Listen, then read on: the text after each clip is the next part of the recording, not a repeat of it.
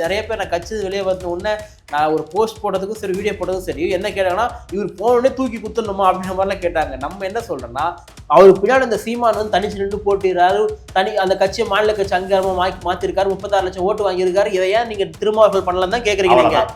ஏன் பண்ணலன்னா இங்க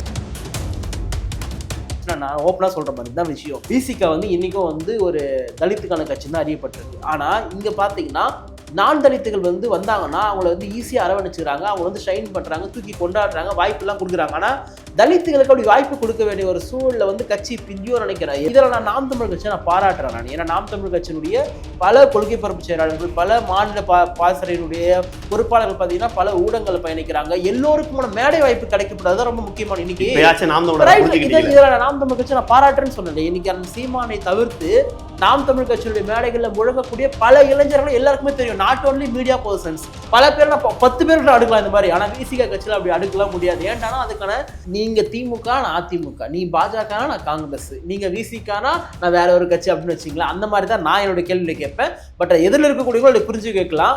நான் அதுக்காக நான் மறுக்கலாம். அம்பேத்கர் சிந்தனையிலேருந்தே என் கேள்வி இருக்காது. இல்ல விசிகாவை நான் வந்து நிறைய இடத்துல வந்து ஆதரிச்சிருக்கு அப்படின்னா ஈவன் ஆமா நான் இல்லைன்னா சொல்ல.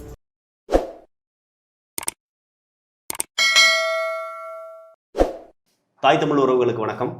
நாம் இது வரைக்கும் நம்மளுடைய நாட்டாம சேனலில் தொடர்ச்சியாக நான் வேணா பேசிக்கிட்டே இருந்திருப்பேன், என்னை வேணா கேள்வி கேட்டிருப்பாங்க. ஆனால் முதல் முறையாக ஒரு விருந்தினரை இன்னைக்கு கேள்வி கேட்கலாம் அப்படின்னு சொல்லிட்டு முடிவு பண்ணியிருக்கோம். அது முத நம்மளுடைய சேனலுடைய விருந்தினராக வந்திருக்கக்கூடிய தம்பி பிரதாப் அவர்கள். வணக்கம், நலமா இருக்கீங்களா? நல்லா இருக்கு. பிரதாப்ப தம்பின்னு சொல்லலாம், தோழர்னு சொல்லலாம். தோழர்னு சொன்னால் ரொம்ப தூரமாக போயிருந்தேன், தம்பின்னு உரிமையாக சொன்னேன். அந்த அளவிற்கு பிரதாப் வந்து எனக்கு சென்னையில் இருக்கக்கூடிய நிறைய நெறியாளர்கள், எனக்கு பிரதாப் வந்து ஒரு நெறியாளராக தான் தெரியும். பிறகு பிரதாப்போட பின்புலத்தில் நீங்கள் பார்த்தீங்கன்னாக்கா அவர் ஒரு முதுநிலை பட்டம் முடித்த வழக்கறிஞர். இளநிலை பட்டம் முடிச்சு முதுநிலை பட்டம், ஏன்னா பிஜி முடிச்சிருக்காரு வழக்கறிஞர் படிப்பில். அதாவது எம்எல்னு சொல்லுவாங்க. எம்எல்னா எல்எல்எம், எம்எல் முடிச்சிருக்கேன். ஆனால் இப்போ பூராமே எல்எல்பி எல்எல்எம் மாற்றிட்டாங்க. இந்தியா முழுக்க அப்படிதான் இருந்துச்சு. அப்புறம் தமிழ்நாட்டில் மட்டும்தான் பிஎல் எம்எல் அப்படின்னு சொல்லிட்டு இருந்துச்சு. இப்போ வந்து மற்ற இந்தியா முழுக்க இருக்கிறது போலவே எல்எல்பி எல்எல்எம் அப்படின்னு வந்துச்சு. வாழ்த்துக்கள். நீங்க ஒரு நல்ல என்ன சொல்றது, ஒரு அம்பேத்கரியத்தை பேசக்கூடிய நபர் என்பதை தாண்டி அம்பேத்கர் எந்த வகையில எல்லாம் இந்த மக்களுக்கு பாதுகாப்பா இருந்தாருன்னா அம்பேத்கர் பாதுகாப்பா இருந்தாருன்னு சொல்ல முடியாது. அம்பேத்கர் படித்த சட்டக்கல்வி அவருக்கும் அவர் சார்ந்த சமுதாயத்துக்கும் அவருடைய போராட்டத்துக்கும் பாதுகாப்பா இருந்துச்சுங்கிறதா உண்மை. ஏன்னா நான் வந்து முனைவர் பட்ட வேற ஒரு இதுல மின்னணுவியல் மற்றும் கருவியாக்கல் முனைவர் பட்டம் முடிச்சுட்டு ப்ரொஃபஸரா வேலை பார்த்தேன். நான் அரசியலுக்கு வந்த ஒரு காரணத்தால அரசியல தொடர்ச்சியாக என் மீது பொய் வழக்கல் போட்டு என்னால் வழக்கறிஞர் கட்டணம் கொடுக்க முடியாம, அதுபோது என்னுடைய வழக்குகளுக்காகவே நானே போய் அலைஞ்சு நிறைய வழக்குகளை சட்டங்களை கத்துக்கிட்டதுனால மீண்டும் நான் போய் ஒரு சட்டப்படிப்பு படிச்சு இது வழக்கறிஞரா படிச்சு முடிச்சேன். இப்ப மீண்டும் என்ன பண்றேன், என்னாலையும் உங்களை மாதிரி தான் நான் தொடர்ச்சியா படிச்சுட்டே இருக்கேன். அவர் நானும் இப்ப வந்து எல்லாம் நம்ம வந்து பண்ண ஆரம்பிச்சிருக்கேன், பண்ணிக்கிட்டு இருக்கேன். அது வேற, அது ஒரு பக்கம். ஆமா, ஏன் அதை சொல்றேன்னா இந்த சட்டம் தான் ஐயா அம்பேத்கருக்கு மிகப்பெரிய ஒரு பாதுகாப்பா இருந்துச்சு. இன்னும் சொல்றேன்னா இந்த சட்டப்படிப்பை மட்டும் ஐயா அம்பேத்கர் படிக்காம இருந்திருந்தால் ஒருவேளை அவர் கண்டிப்பாக இந்த சமுதாயத்திற்கு என்னவெல்லாம் செய்ய வேண்டும் என்று நினைத்தாரோ, செய்ய முடியாமல் போனதற்கு எதெல்லாம் போராட்டங்களா செய்தாரோ அதற்கு பூராமே அவர் ஒரு வழக்கை சந்திச்சிருக்கணும். அதோட நீங்க ஒரு வலையொலி பக்கமும் வச்சிருக்கீங்க. அந்த வலையொலி பக்கம் இன்னைக்கு நம்ம பேசிக்கிட்டு இருக்க இதே நேரத்தில், அதாவது வாய்ஸ் ஆஃப் தமிழ்நாடு அப்படின்னு சொல்லிட்டு ஒரு வலையொலி பக்கம் வச்சிருக்கீங்க. அந்த வலையொலி பக்கம்னா யூடியூப் சேனல். அந்த யூடியூப் சேனல் இன்னைக்கு 1 லட்சம் சப்ஸ்கிரைபரை தாண்டிடுச்சு. அதுக்கும் எங்களுடைய மனமார்ந்த வாழ்த்துக்கள் நாட்டாம் சேனல் சார்பாக. இப்ப நான் உங்கள்கிட்ட வைக்கிற ஒரு முதல் கேள்வி என்னன்னா, இதற்கு முன்னாடி நீங்கள் ஒரு வழக்கறிஞராகவும் ஒரு யூடியூப் சேனலோட நெறியாளராகவும் இருந்தீங்க, ரைட்? ஒரு ஊடகத்துல பணி செய்யறது. நீங்க அப்படி பணி செய்யும் போது அதிகமாக நீங்க ஒரு கருத்தியலை நேசிச்சீங்க. நான் பார்க்க என்னகிட்ட நீங்க வைக்கிற கேள்விகள் கூட எப்படி இருக்கும்னா, முழுமையாக உங்களுடைய அந்த கேள்விகள் எல்லாமே ஒரு விடுதலை சிறுத்தைகள் கட்சி ஆதரிக்கிற மாதிரி அந்த கேள்விகள் இருக்கு. நானே பல தடவை நம்மளுக்குள்ள கான்ட்ரவர்சி ஆயிடுச்சு, நீங்க விடுதலை சிறுத்தைகள் கட்சியினுடைய ஒரு ஆளாவே இருந்து பேசுறீங்க, தவிர பொதுவான நெறியாளரா இல்லை அப்படின்ற அளவுக்குலாம் நம்ம பேசியிருக்கோம். ஆனால் அந்த கட்சியை வெளியில இருந்து நீங்க நேசிக்க போது எப்படி இருந்துச்சு? விடுதலை சிறுத்தைகள் கட்சிக்குள்ள நீங்க போய் ஒரு உறுப்பினரா சேர்ந்தீங்க, அங்க நீங்க பொறுப்புக்கு வரலன்னு நினைக்கிறேன், என்னுடைய ஞாபகம் பொறுப்புக்கு வரல. ஆனால் அந்த கட்சிக்குள்ள போனீங்க, ரொம்ப களப்பணி ஆட்டணும், ரொம்ப ஒரு தீவிரமா வேலை செய்யணும் அப்படின்னு நிறைய ஆர்வங்களோட அந்த கட்சிக்குள்ள போனீங்க. நீங்க என்ன எதிர்பார்த்து அந்த கட்சிக்குள்ள போனீங்க? என்ன உங்களுக்கு கிடைச்சிச்சு, என்ன கிடைக்கல, நீங்க ஆரம்பத்துல ஓகே ரைட், என்ன காரணத்துக்காக வெளியில வந்தீங்க? இல்லை நீங்கள் ஆரம்பத்திலே ஒன்று சொன்னீங்க, அம்பேத்கர் குறித்து பேசும்போது சின்ன விஷயம் நான் முரண்பட்டு நான் அதுக்கு போகிறேன். அம்பேத்கருடைய சட்டம் அவர் சார்ந்த சமுதாயத்திற்கும் அவருக்கும் பயன்பட்டதை நீங்கள் சொன்னீங்க. அதையே நான் மறுக்கிறேன். இன்னைக்கு நம்ம எல்லாருமே பேசணும் எழுதுறோம்னா அதுக்கு ஒரே காரணம் புரட்சியாளர் அம்பேத்கர் எழுதிய இந்தியாவுடைய அரசியலமைப்பு சட்டம் தான். அவர் எல்லாருக்குமாக தான் எழுதுனாரு. நான் சொல்றது அவருடைய சமுதாயம் சார்ந்துன்னு சொல்றது. நான் சொல்ல வர்றது ஃபார்வர்ட் கேஸ்ட், அதர் கேஸ்ட். அதாவது நான் சொல்லக்கூடியது, நீங்க இன்னமும் ரொம்ப நினைச்சீங்கன்னா மேல்தட்டு மக்கள் அவர் போராடினது நம்மளுக்குன்னு நான் சொன்னது, அதான் அவர் சார்ந்த சமுதாயம் சொன்னது. இல்ல ஈவன் நான் அதே சமுதாயத்துக்குள்ள நானும் தான் வரேன். அதை நானே மறுக்கிறேன். புரிஞ்சுக்கிறவங்க புரிஞ்சுப்பாங்க. அம்பேத்கருடைய கனவும் அவருடைய செயல் திட்டமும் அவருடைய சட்ட அர்ப்பணிப்பும்ன்றது இந்தியாவில் இருக்கக்கூடிய எல்லா மக்களுக்கும். இன்னைக்கு ஒரு பார்ப்பன சமூகத்தில் இருக்கக்கூடிய ஒரு பெண் கூட தான் சுதந்திரமா உணர்றாங்கன்னா அதுக்கு காரணம் புரட்சியாளர் அம்பேத்கர். அதில் மாற்றுக்கிறது கிடையாது. ஸோ இதுக்குள்ள வந்துடுறேன் நான். இல்ல அவர் சார்ந்த சமுதாயம் சொல்லக்கூடிய நானும் தான். எல்லா பேக்வர்டு கிளாஸுக்காக, எல்லா வகையான ஷெட்யூல் கிளாஸுக்காக, பேக்வர்டு கிளாஸுக்காக தான் அவர் இடஒதுக்கீடு கேட்டாரு. அங்க நிறைவேறல முடின்றதுக்காக தான் அவர் வந்து வெளியே ராஜினாமா பண்ணாரு. பிற்படுத்தப்பட்ட மக்கள் உரிமைக்காக தான் அம்பேத்கர் ராஜினாமாவே பண்ணாருன்னு வச்சுங்களேன். சரி, நீங்க கேட்ட கேள்விக்கு நான் வரேன். விசிகாக்கு நீங்க சொல்ற மாதிரி எனக்கு தெரிஞ்சு நெறியாளா இருக்கும்போது ஈவன் என்னுடைய சிந்தனைன்றது விசிகாவினுடைய ஆதரவு நிலைப்பாடு சிந்தனையா இருக்கலாம், எல்லாமே ரைட். நான் ஒரு அம்பேத்கர் சிந்தனை இருந்தால் என்னுடைய கேள்வியை கேட்டிருக்கேன். இன்னும் சுருக்கி சொல்ல போனா இவன் வந்து ஒரு தலித் சிந்தனைல செயல்படுறான்னு கூட நிறைய பேர் சொல்லுவாங்க. நீங்களே சொல்லிருக்கீங்கன்னு வச்சுங்களேன். எனக்கு அதெல்லாம் தலித் என்ற வார்த்தையை பயன்படுத்த மாட்டேன். ஏன்னு சொல்றேன்னா விசிகால் விசிகான் மட்டும் தான் சொல்லுவீங்க. ஒன்னு தெரிஞ்சுங்க, ஓகே, இங்க தலித் என்பது வேறு, விசிகா என்பது வேறுன்ற சூழ்நிலையை திமுக உருவாக்கி. சரி, அதனால இல்ல விசிகா தலித்துக்கான கட்சியா அல்ல. சரி, தனியரசுக்கான கட்சி. நான் என்ன சொல்றேன்னா, நீங்க சொல்றது ஒரு ஓகே, பட் நான் வந்து ஒரு நெறியாளரா பல சேனல்ல ஒர்க் பண்ணும்போது சரி, நீங்க திமுக, நான் அதிமுக, நீ பாஜக, நான் காங்கிரஸ், நீங்க விசிகானா நான் வேற ஒரு கட்சி அப்படின்னு வச்சுங்களேன். அந்த மாதிரி தான் நான் என்னோட கேள்வியை கேட்பேன். பட் எதிரில் இருக்கக்கூடியவங்க புரிஞ்சு கேட்கலாம். நான் அதுக்காக நான் மறுக்கலாம். அம்பேத்கர் சிந்தனையிலேருந்தே என் கேள்வி இருக்காது. இல்ல விசிகாவை நான் வந்து நிறைய இடத்துல வந்து ஆதரிச்சிருக்கேன் அப்படின்னா ஈவன் ஆமா, நான் இல்லைல்லாம் சொல்ல. இவ்வளோ பண்ணி நான் விசிகால போய் இணைச்சதுக்கு காரணம் இப்போ எனக்கு சின்ன வயசுல இருந்து ஒரே ஆசை என்னன்னா, நான் வந்து அரசியலுக்குள்ள போகணும். அது என்ன மாதிரி அரசியல்னா, அம்பேத்கரை வந்து அவருடைய கொள்கைகளை உயர்த்தி பிடிக்கக்கூடிய கட்சி எதுவோ, அம்பேத்கருடைய தத்துவத்தை செயல்படுத்த கட்சி எதுவோ அதெல்லாம் நான் போனோம். நான் ஒரு நாள் கூட வந்து நான் வந்து ஒரு திராவிட கட்சியில போகணும், நான் ஒரு தேசிய கட்சி தரணும் அப்படிலாம் கிடையாது. நான் ரொம்ப வெளிப்படையா, நான் ரொம்ப முடிவா இருந்தது, எந்த கட்சி அம்பேத்கர் சிந்தனை உள்ள கட்சியோ, நீங்க என்னன்னா பேர் வச்சுங்க, அது தலித் கட்சி சொல்லுங்க, அது என்ன பட்டியல் சமூக கட்சி, எது சொன்னாலும் பரவாயில்ல, எனக்கு தேவை அம்பேத்கருக்கு தூக்கி பிடிக்கிற கட்சியில போனதான் என்னுடைய ஆசை. அங்க போனதுக்கு நான் அதே காரணம் விசிகா தான். நான் பார்க்கும்பொழுது இன்னைக்கு அப்படி தெரிஞ்சது, வெளியில இருந்து பார்க்கும்பொழுது நான் இன்னைக்கும் குறை சொல்லலாம் விரும்பல. நான் கட்சிக்குள்ள போயிட்டு நான் அங்க செயல்பட முடியாம போனது என்ன காரணம்? நிறைய பேர் கேட்பாங்க.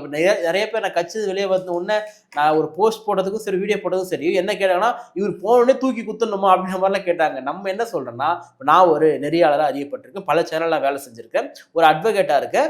பொதுவாக நம்மள மாதிரி ஆட்கள் என்ன நினைப்பாங்க, நம்ம வந்து ஒரு மீடியாவில் பேசணும், ஒரு மேடையில பேசணும் அப்படின்னு நினைக்கக்கூடிய ஒன்றா தான் இருக்கும். பட் நான் அதெல்லாம் நினைச்சேன், நமக்கு அதெல்லாம் இருக்கும், கிடைக்கும்னு நினைச்சேன். பட் உள்ள போகும்போது அதுக்கான சூழல்கள்லாம் இல்லை. அதுக்காக எனக்கு கொடுக்கல அதனால வெளியே வந்துட்டுன்னு பொருள் கிடையாது. அங்க நான் எப்ப இருந்தாலும் செயல்பட முடியாது அப்படின்ற ஒரு உள்ளார்ந்த உணர்வு எனக்கு இருந்துச்சு. ஏன்னா நான் வந்து ரொம்ப தூய்மைவாதம் கூட நீங்க சொல்லலாம். ஏன்னா நான் ரொம்ப தெளிவா என்னுடைய அரசியல், அம்பேத்கர் அரசியல் என்னுடைய அரசியல் மாற்றுக்கிறதே கிடையாது.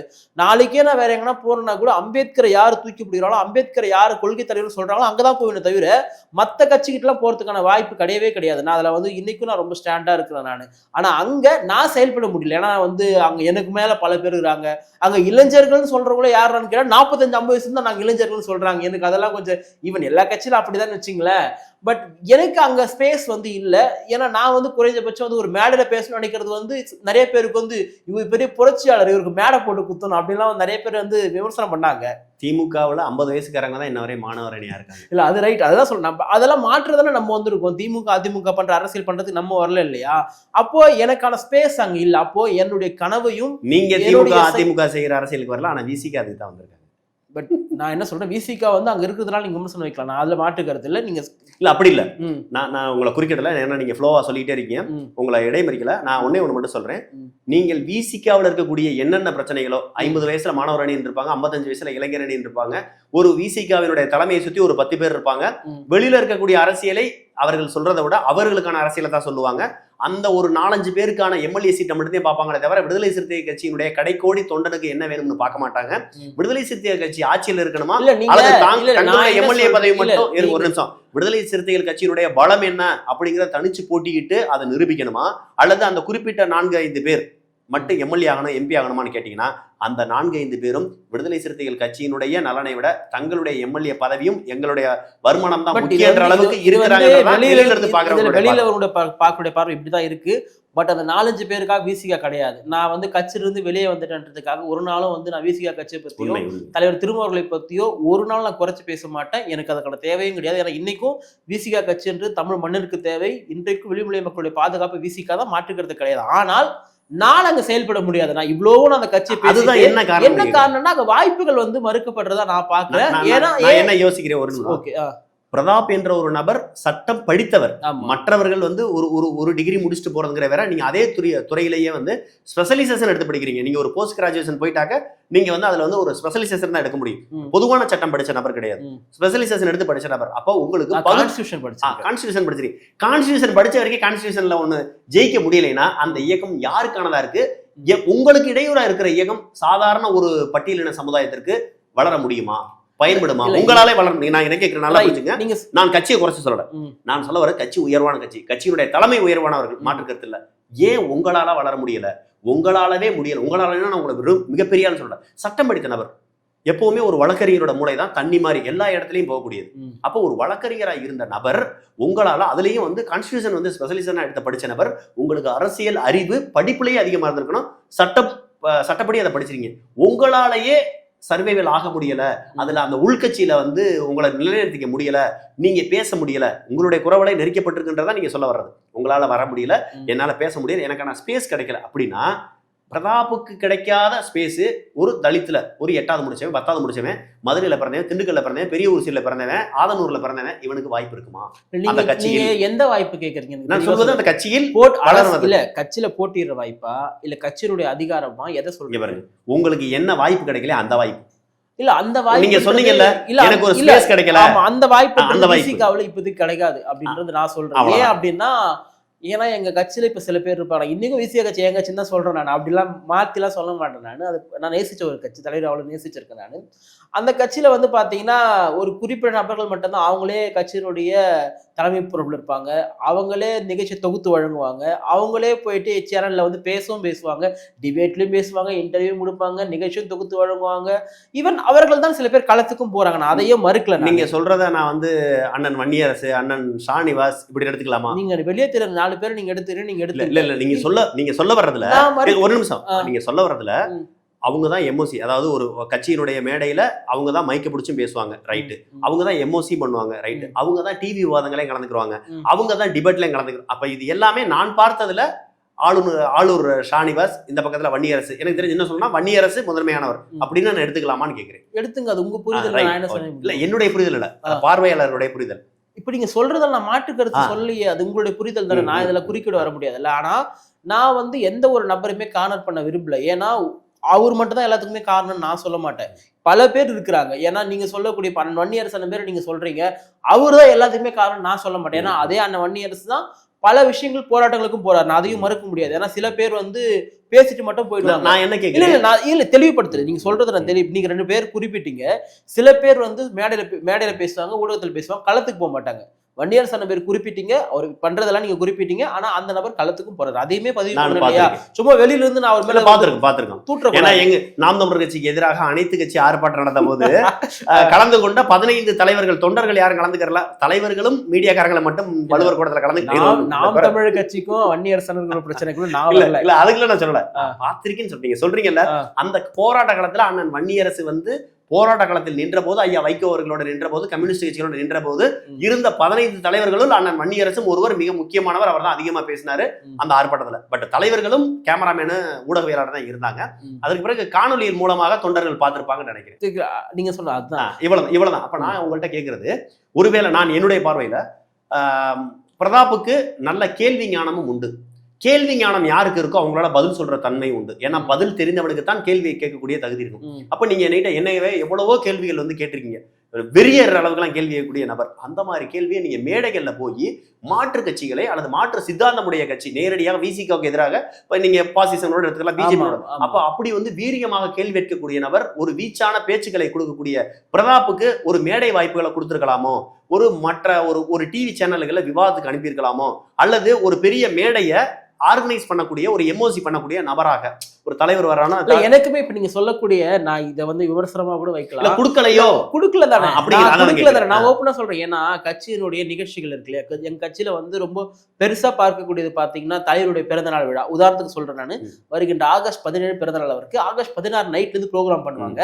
அந்த ஊடகவியலாளர் அரங்கம் ஒன்று இருக்கும். நான் இன்னைக்கு என்ன சொல்லுவேன்னா என் பேர் வரல எழுதிட்டு இருக்காங்க, எனக்கு அது பிரச்சனையே கிடையாது. ஏன்னா எனக்கு ஒரு சேனல் இருக்குது, நான் உட்காந்து என் கருத்தை சொன்னா மத்த சேனல்ல பார்க்கறதோட என் சேனல் நான் சொல்ற கருத்தை பார்க்கறதுக்கு ஆடியன்ஸ் இருக்காங்க. அதான் 1 லட்சம் சப்ஸ்கிரைபர் எனக்கு அந்த ஸ்பேஸ் கிடைச்சிச்சு. நான் என்ன கேட்கிறேன்னா இதை வந்து விமர்சனமா வைக்கிறேன், இதை விமர்சனமா வைக்கிறேன் நான். ஏன்னா வருங்காலம் வந்து என்ன மாதிரி ஆடக்கூடாதுன்னு நினைக்கிறேன் நான், என்ன மாதிரி ஒரு ஏமாறக்கூடாதுன்னு நினைக்கிறேன் நான். ஏன்னா குறிப்பா இவ தலைவருடைய பிறந்தனால ஊடக அரங்கம் நடத்துறாங்க. அதுல பாத்தீங்கன்னா சில குறிப்பிட்ட நபர்கள் பேர்லாம் போட்டிருக்காங்க. எனக்கு தெரிஞ்சவங்க யாருமே வந்து பட்டியல் சமூகம் சார்ந்தவங்க கிடையாது. உடனே கேட்பாங்க, அப்ப இந்த கட்சி விசிகா வந்து பட்டியல் சமூகத்துக்கான கட்சி சொல்லி நீயே முத்திர குத்திடான்னு கேட்பாங்க. அப்படி கிடையாது, நீங்களே வாய்ப்பு தரலாம், யார் வாய்ப்பு தருவாங்க அதான் நான் கேட்கிறேன். ஏன்னா தலைவருடைய பிறந்தநாளை வந்து மெயின் ஸ்ட்ரீம் மீடியா கவர் பண்ணுவாங்க, நிறைய யூடியூப் சேனல்லாம் எடுப்பாங்க. அப்போ அந்த இடத்துல வந்து இன்னைக்கு பட்டியல் சமூக மக்களுக்கான ஒரு இளைஞர்களுக்கான வாய்ப்பு கொடுத்திருந்தா அது அவனுக்கு எவ்வளவு பேர் சந்தோஷத்தை கொடுக்கும், எவ்வளவு பெரிய ஒரு ரெகக்னைஸ் கொடுக்கும், எவ்வளவு பேர் கைத்தட்ட இருக்கும். நீங்க சொல்றது வந்து இப்ப ஊடகத்துல இருக்கக்கூடிய நண்பர்களுக்கா இல்ல புதிதாக வரக்கூடிய உங்க புதிதாக வருபவர்களுக்கு வந்து வாய்ப்பு கொடுத்தா நல்லது. இல்லை என்று சொன்னால் இது பட்டியல் சமூக இளைஞர்களுக்கு வந்து ஒரு அங்கீகாரத்தை வந்து இவங்க கொடுக்க மாட்டுறாங்களோ, கொடுக்க மறுக்கிறாங்களோ, வேற யாரோ ஒருத்தவங்களுக்கு வந்து இது என்ன ஒரு பிரச்சனை. நான் ஓப்பனா சொல்ற மாதிரி இதுதான் விஷயம். விசிகா வந்து இன்னைக்கும் வந்து ஒரு தலித்துக்கான கட்சி தான் அறியப்பட்டிருக்கு. ஆனா இங்க பாத்தீங்கன்னா நான் தலித்துகள் வந்து வந்தாங்கன்னா அவங்கள வந்து ஈஸியா அரவணைச்சுக்கிறாங்க, அவங்க வந்து ஷைன் பண்றாங்க, தூக்கி கொண்டாடுறாங்க, வாய்ப்பு எல்லாம் கொடுக்குறாங்க. ஆனா தலித்துகளுக்கு அப்படி வாய்ப்பு கொடுக்க வேண்டிய ஒரு சூழல்ல வந்து கட்சி பிஞ்சியோ நினைக்கிறேன். என்னுடைய அறிவு வந்து புரிதல் கம்மியா கொடுக்கலாம். என்ன சொல்றாங்கன்னா அப்பதான் கட்சி பரவலாகும், அப்பதான் இதுவாகும் அதுவும் அவங்களாம் சொல்றாங்க. ஆனா பொது சமூகம் அப்படி ஏத்துக்கல. பொது சமூகம் வந்து இன்றைக்கு தலைவர் திருமாவளவனை ஜாதிக்கான நபரா மட்டும் தான் பார்க்குதானா அப்படியே சுருக்கி விரும்பல. பல பேர் ஏத்துக்கிறாங்க. ஆனா ஒரு பிராண்ட் இருக்குல்ல, இப்ப நீங்க ஏத்துக்கலன்னா அது நான் ஒண்ணு தெரிஞ்சுக்க. நாம் தமிழர் கட்சி என்ற ஒரு கட்சி வருவதற்கு முன்பு நான் விசிகா மேடைகளில் பேசியவன் தந்தை பெரியார் முடிச்சிடறேன். அப்போ இந்த விசிகா வந்து ஒரு பொது கட்சி பொது நீரோட்டம் அப்படின்றது பேரை அதுக்காக போகணுன்றதுக்காக இப்போ வந்து விசிகால வந்து ஒரு நான் தலித் வந்தா அவங்களுடைய வளர்ச்சின்றது வந்து ரொம்ப சர்ன்னு இருக்கும். உதாரணத்துக்கு என்னை போலவே ஒரு நெறியாளர் வந்தாரு, நான் பேர் கூட சொல்ற பிரச்சனை கிடையாது, விக்ரம் அண்ணன் வந்தாரு. நமக்கு அண்ணன் தான், அவர் தப்பா நினைச்சுக்க மாட்டேன், நான் அவர் தப்பாவும் சொல்லல. அவர் விக்ரம் அண்ணன் வரும்போது பார்த்தீங்கன்னா அவருக்கு சேர்ந்த 2 மாசத்துலேயே வந்து கட்சியினுடைய மாநில இணை செய்தி தொடர்பாளர் பொறுப்பு கொடுத்தாங்க. அந்த பொறுப்புக்கு வந்து தகுதியான நபர் தான், அதெல்லாம் குறை சொல்ல. அவர் போய் பொறுப்பு அதை கொடுத்ததுனால சில சேனலில் பேசினாரு. அதுக்கப்புறம் அவர் இன்னைக்கு வந்து கொஞ்சம் ஒதுங்கியிருக்காருன்னு வச்சுங்களேன். அவருக்கு என்ன பிரச்சனை தெரியல, ஒதுங்கியிருக்காருன்னு வச்சுங்களேன். ஆனா ஒரு பட்டியல் சமூகத்திலிருந்து ஒருத்தருக்கு வந்து வந்தா உடனெல்லாம் கிடைச்சிடாது. ஏன்னா அவங்க அப்படிதான் வந்து ஒரு கட்டமைப்புக்குள்ள இருக்கு. இப்போ நான் போன டைம் என்ன டைம்னா உங்களுக்கு இப்போ நீங்க எவ்வளோ பொறுப்பே இல்லாமல் இருந்தீங்க அப்படியே எனக்கு வந்து பொறுப்பு போடுறது தான் சொன்னாங்க. எனக்கு என்ன பொறுப்பு கொடுப்பாங்கன்னு எனக்கு தெரியும். அதே நல்ல பொறுப்பு தான், மாநில பொறுப்பு தான், பெரிய பொறுப்பு தான், எனக்கும் தெரியும் அது. பட் வந்து கட்சியினுடைய மறுசீரமை பணிகள்லாம் போகுது, அதனால காலதாமதம் அதெல்லாம் எனக்கு தெரியும். நான் அதுக்குள்ள போகவே இல்லை. ஈவன் நான் தலைவரை போய் நிர்பந்திக்கல. நான் தலைவர்கிட்ட போய் ஒரு நாள் கூட வந்து அவர்கிட்ட போய் நின்று தலைவரை நீங்க பொறுப்பு தாங்க அப்படின்னு சொல்லிட்டு நான் வந்து கேட்கல. ஏன்டானா எனக்கே தெரியும் என்ன போய் எனக்கு இதெல்லாம் தெரியும், அதனால நான் கேட்கல. ஏன் பிரச்சனை என்னன்னா பொறுப்பு பிரச்சனை கிடையாது, பொறுப்பு இருந்தாலுமே செயல்பட முடியாது. நீ சும்மா பேருக்கு பொறுப்பாக வச்சுட்டு என் கட்சியில வந்து இன்னைக்கு பல பேர் கொள்கை பரப்பு துணை செயலர் இருக்காங்க. ஆனா அவங்களெல்லாம் கூப்பிட்டு எந்த மீடியாவும் பெருசா பேட்டி எடுக்க மாட்டாங்க. நான் சொன்னது ஒரு 2 பேர் தான் கட்சியினுடைய முகமாவே இருப்பாங்க. ஈவன் இதுல நான் நாம் தமிழ் கட்சியை நான் பாராட்டுறேன் நான். ஏன்னா நாம் தமிழ் கட்சியினுடைய பல கொள்கை பரப்பு செயலாளர்கள், பல மாநில பாசறையினுடைய பொறுப்பாளர்கள் பார்த்தீங்கன்னா பல ஊடகங்கள் பயணிக்கிறாங்க. எல்லோருக்குமான மேடை வாய்ப்பு கிடைக்கப்படாது ரொம்ப முக்கியமான. இன்னைக்கு இதுல நாம் தமிழ் கட்சி நான் பாராட்டுறேன்னு சொன்னேன். இன்னைக்கு அந்த சீமானை தவிர்த்து நாம் தமிழ் கட்சியினுடைய மேடைகள்ல முழங்கக்கூடிய பல இளைஞர்கள் எல்லாருக்குமே தெரியும். நாட் ஓன்லி மீடியா பர்சன்ஸ், பல இளைஞர்களை பல பேருக்கு தெரியும். இன்னைக்கு வந்து நீங்க அக்கா காளியம்மாள் வெகுஜன மக்களுக்கு தெரியும், அதன் இடும்பவன காலத்து வெகுஜன மக்களுக்கு தெரியும், உங்களே வெகுஜன மக்களுக்கு தெரியும், கலைஞர்னா வெகுஜன மக்களுக்கு தெரியும். இது போல பல பேர் நான் 10 பேருக்கு அடுக்கலாம் இந்த மாதிரி. ஆனா விசிகா கட்சியில அப்படி அடுக்கலாம் முடியாது. ஏன்டானா அதுக்கான ஸ்பேஸ் அங்க இல்ல. அந்த சூழலை உருவாக்கலையே கட்சின்ற ஒரு மனஸ்தாபமே தவிர இந்த விசிகான்ற கட்சி ஒடுக்கப்பட்ட மக்களுக்காக எதுவுமே செய்யல, விசிகான்ற கட்சி தமிழக மக்களுக்கு எதுவுமே செய்யல என்னுடைய விமர்சன பார்வையே கிடையாது. நான் இன்னைக்கும் விசிகான்ற கட்சி வளரணும், தலைவர் திருமாவளவன் முதலமைச்சர் ஆகணும்னு சொல்லிட்டு ஆசைப்படுற ஒரு நபர் நான் இன்னைக்கும் ஆசைப்படுறேன். என்னுடைய கனவு அது, என்னுடைய ஆசை. அது வாய்ப்பு இருக்கா? எனக்கு என்னுடைய ஆசை வாய்ப்பு இருக்கான்னு சொல்லிட்டு வாய்ப்பு இல்லையான்னு சொல்லிட்டு ஜோதிடம் பார்க்கறதுக்கு நான் வரல. இல்லனே நான் இதை நான் வந்து இந்த மாதிரி பதில் எப்படி சொல்ல முடியும்? ஒரு நிமிஷம் பிரதாப், நான் கேட்கறது நாம் தமிழர் கட்சியை விட அதனுடைய விடுதலை சிறுத்தைகள் கட்சி வயசுல மூத்த கட்சியா? ஆமா. சீமான் என்ற ஒரு நபர், அண்ணன் சீமான் வந்து அண்ணன் திருமாவளவன் அவர்களோடு அவர்கள் மேடையில் பேசியவர். நான் எப்படி இன்னைக்கு நாம் தமிழர் மேடைகளில் பேசுறனோ அதை நான் கட்சிக்காரனா வந்து பேசுறேன். ஆனா சீமானனை கட்சிக்காரரா பேசினாரா இல்ல கெஸ்டா போய் பேசினாரோ, ஆனால் திருமா அண்ணனை பார்த்து நான் பேசினேன், திருமா அண்ணன் பேச்சுக்களை உள்வாங்கி நான் பிரதிபலித்தேன் அண்ணன் சீமான் சொல்லியிருக்காரு பல மேடைகள்ல. புரியுதுங்களா? அப்ப நான் கேட்கறது, சீமானண்ணனை விட அனுபவம் வாய்ந்தவர் அண்ணன் திருமாவளவன். நாம் தமிழர் கட்சியை விட அனுபவம் அதிகமாக, வயது அதிகமாக உடைய கட்சி விடுதலை சிறுத்தைகள் கட்சி. நீங்க கேக்குற கேள்வி புரிஞ்சிருச்சு. நான் என்ன சொல்றேன்னா, ஒரு வாய்ப்பு நான் என்ன சொல்றேன், சீமான் அண்ணன் கட்சி ஆரம்பிச்சா அந்த கட்சியை அவனும் ஜாதி கட்சியா பாக்குறது கிடையாது. நான் ஓப்பனா சொல்றேன், ஒரு பட்டியல் சமூகத்தை சார்ந்த ஒருத்தர் கட்சி ஆரம்பிச்சா ஜாதி கட்சி தான் பாக்குறான். அப்ப தப்பு வந்து ஆரம்பிக்கிற மேல கிடையாது, பாக்குறவங்க மேலதான் தப்பு இருக்குது. எவன் பார்க்கலாம் அவன் திருந்துட்டோம். இந்த கேள்வி வந்து இன்னைக்கு கிடையாது. ஏன் புரட்சியாளர் அம்பேத்கரை வந்து இன்னைக்கும் பல பேர், பல தற்கூரிகள், அவரால் பயன்பெற்ற, அவரால் வாழ்ந்து கொண்டிருக்கின்ற பல கும்பல்கள், பல ஆதிக்க சாதிகள் அவரை சாதித்தவரை பார்த்துட்டு இருக்காங்க. ஆனா அவங்களுக்கான உரிமையை வாங்கி கொடுத்து அவர் தான். குற்றப்பரவன்னு சொல்லக்கூடிய சட்டத்தை ஒழிச்சவர் அவர் தான். இப்படி பல விஷயங்களை வந்து அம்பேத்கர் பண்ணாரு. அவர்களை சாதியாக பார்த்து கொண்டிருக்கிறாங்க. அதே மாதிரிதான் தமிழ் சமூகம் இன்னைக்கும், தமிழ் சமூகம் இன்னைக்கு சாதிகளை கடந்து ஒரு இடத்துல ஒருங்கிணைக்கூடிய சமுதாயமே வளர்ந்துட்டு வருது. நம்ம மாற்று கிடையாது. இதே தமிழ் சமூகத்துல தான் இன்னைக்கும் ஆணவ கொலை பண்ணிட்டு இருக்கான். இதே தமிழ் சமூகத்துல தான் ரீல்ஸ் என்ற ஒரு விஷயம் டிஜிட்டலா முன்னேறும் போது அந்த எத்தனை வந்து இவன் சாதிக்காக பயன்படுத்திட்டு இருக்கான். அப்போ தமிழன் சாதியால் இன்னும் இருக்கிறான்றதை ஒத்துக்கணும். அதனாலதான் சொல்றேன், நான் திருமாவளவன் நாளைக்கு முதலமைச்சர் ஆயிடுவாருன்னா அதுக்கான கட்டமைப்பு நாளுக்கு நாள் தான் மாறும். ஒன்று சொல்றேன், நான் எல்லாம் ஒன்று சொல்லுவாங்க, எல்லா ஜாதிலாம் வந்து நீங்க தலித் சொல்றீங்க, நீங்க பட்டியல் சமூக கட்சின்னு சொல்றீங்க. இந்தியா என்கின்ற ஒரு இருக்கு வரை இன்னும் பல நூறு ஆண்டுகளுக்கு ஜாதின்றது இங்க இருந்துட்டு தான் இருக்கும். அதை நம்ம எந்த அளவுக்கு வந்து வேற்றுமையை கலைக்க முடியும், எந்த அளவுக்கு சமத்துவத்தை கொண்டு வர முடியுன்றதை கொண்டு வர முடியும். அமெரிக்காவில் வந்து இன்றைக்கு பாரக் ஒபாமா அவர்கள் வந்து அங்க வந்து அதிபராக முடியுதுன்னா அவர் வந்து கருப்பர்னு தெரியும், அவர் எந்த சமூகம்னு தெரியும், அவர் எதற்காக வந்து உழைச்சாருன்னு தெரியும். ஆனாலுமே அவருடைய அறிவை வந்து அங்க அங்கீகரிக்கிறாங்க, அவருடைய திறமையை அங்கீகரிக்கிறாங்க. அப்ப திருமா என்கின்ற ஒரு அறிவு ஆளுமையை தமிழ் சமூகம் அங்கீகரிக்கணும். அவரா போயிட்டு நான் தான் முதலமைச்சர்லாம் இங்க சொன்னா அவரை ஜாதியா தானே பார்த்துட்டு இருக்கான். அப்புறம் நீங்க கேட்கறதுக்கு எப்படி பதில் கிடைக்கும்? நான் ஒரு நிமிஷம், அதாவது நான் அண்ணன் திருமாவளவனை சிறுமைப்படுத்தி பேசல. நான் கேட்கிறேன் ஒரு நிமிஷம், நீங்க சொல்றீங்கன்னு சொல்லல. நான் என்ன சொல்றேன்னா, அவரு முதலமைச்சர் ஆக முடியுமான்னு கேட்டா அவரை ஜாதியா பாக்குறான், அவன் எப்ப திருந்துவான்? இல்ல, நான் என்ன உங்கள்கிட்ட, நான் என்னுடைய முழுமையான கேள்வி நீங்க புரிஞ்சுக்க. நான் சொல்ல வர்றது, சீமானனுக்கு, அதாவது திருமாவளவனுக்கு பின்னாடி கட்சி ஆரம்பிச்ச பின்னாடி வந்த சீமானனை தனிச்சு போட்டிக்கிறார். ஒரு நிமிஷம், கேள்வியை உள்வாங்க. தப்புன்னு சொல்றேன், என்னோட கேள்வியை உள்வாங்க, அதுக்கப்புறம் சொல்லுங்க. நீங்க சொல்லக்கூடிய நபர்களை சக்கிலியனை தொட்டா தீட்டு, சாணனை பார்த்தாலே தீட்டுன்ற இடத்துல இருந்து வந்த ஒரு சீமானன். நீங்க நினைக்கிற மாதிரி தலித் தலின்னு சொல்றீங்க. இங்க பாருங்க ஒரு நிமிஷம், இங்க ஏற்றத்தாழ்வுங்கிறது ஏதோ ஒரு எஸ்சில இருந்து, ஓசில இருந்து, பிசிக்கோ, எம்பிசிக்கோ, டிஎன்சிக்கோ இருக்கிறத விட கேள்வி எனக்கு புரிஞ்சிருச்சுன்னு. நான் நீங்க என்ன கேக்குறீங்க தெரியுமா? அவரு பின்னாடி அந்த சீமான் வந்து தனிச்சு நின்று போட்டிடுறாரு, அந்த கட்சியை மாநில கட்சி அங்கீகாரமா மாத்திருக்காரு, 36 லட்சம் ஓட்டு வாங்கியிருக்காரு. இதை ஏன் நீங்க திருமாவர்கள் பண்ணலாம் தான் கேக்குறீங்க. நீங்க ஏன் பண்ணலன்னா இங்க சூழல் அப்படிதான், சமுதாயம் அப்படிதான் இருக்கு, எப்படி பண்ண முடியும்? அதுக்கு தான் நான் சொல்ல வர்றேன். ஒரு நிமிஷம் சொல்ல வர்றதை புரிஞ்சுக்குங்க. நான் கேட்கிறேன், என்னோட கேள்வியை புரிஞ்சுங்க.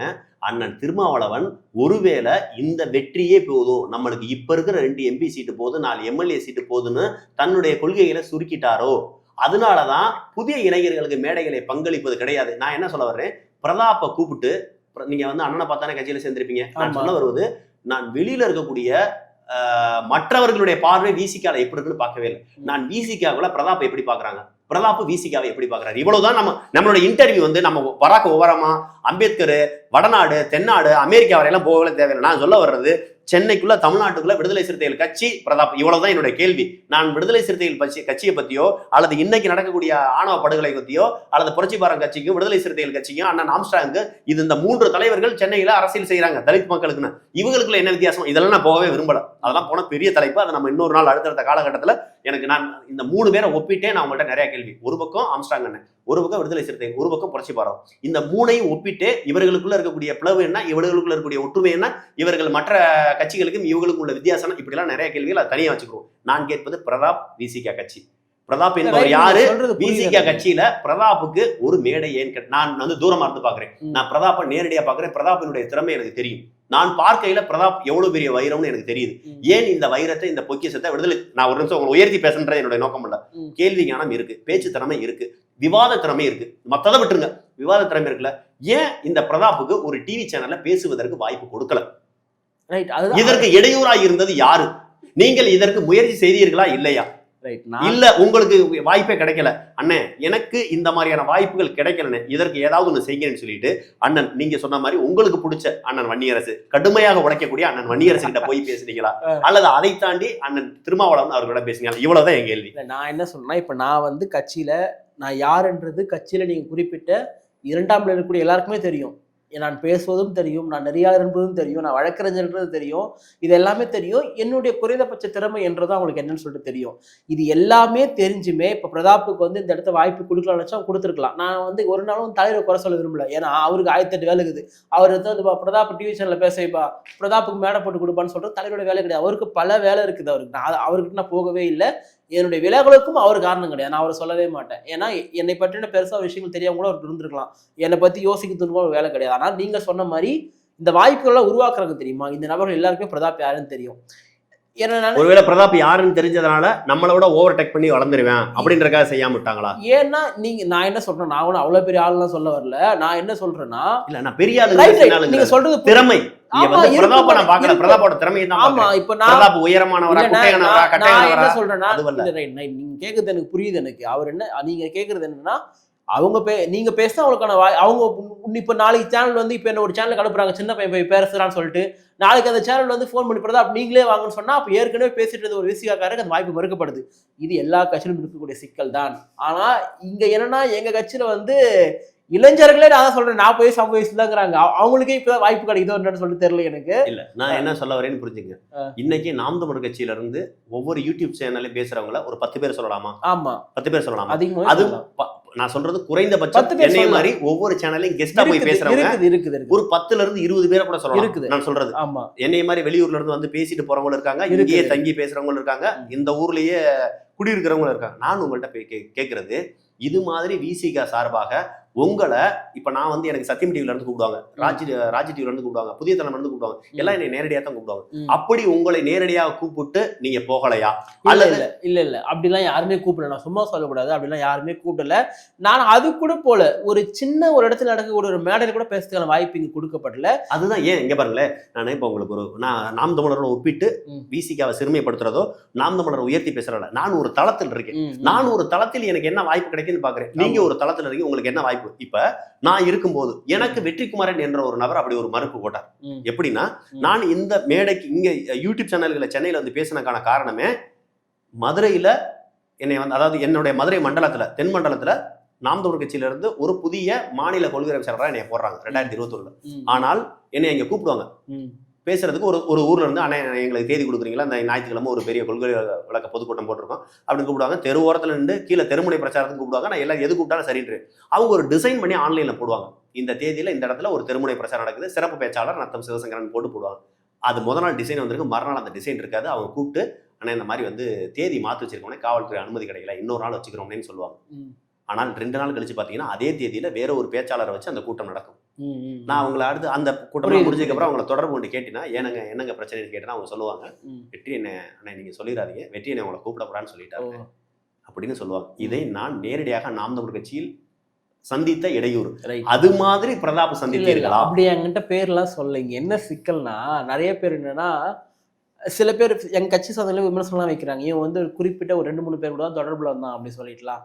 நான் நீங்க சொன்ன 2ஆம் கட்ட தலைவர்கள் நீங்க பேர் சொன்னவங்களும் எல்லாருக்குமே சரி நான் யாருன்னு தெரியும். அத்தனை நபர்களையுமே நாங்க எங்க கட்சியில பேர் சொல்ற அளவுக்கு கூட சுதந்திரம் இருக்கு.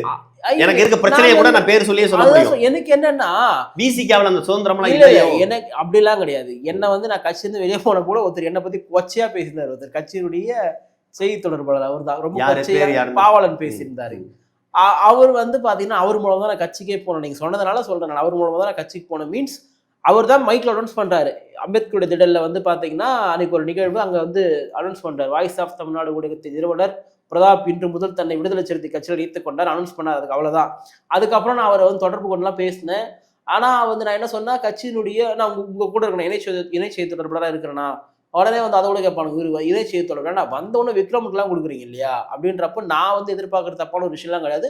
அது ஒன்றும் அவ்வளோ பேர் பதவியெல்லாம் கிடையாது. ஆனால் இவனுக்கு என்ன எழுதுனாலும் என்ன சொல்றான்னு ஒரு கட்டத்துக்கு மேலே இவன் கட்சியினுடைய துணை பொதுச் செயலர் கேட்கறான், வந்தவொடனே கட்சியினுடைய பொதுச் செயலர் அவர் நினைக்கிறேன். இதெல்லாம் ஏற்புடையதா? இளைஞருக்கு ஒரு வாய்ப்பு கொடுக்கலாம். நான் தான் சொன்னேன். இப்போ வந்து எங்க கட்சியில ஒரு நான் தலித் இருக்காரு.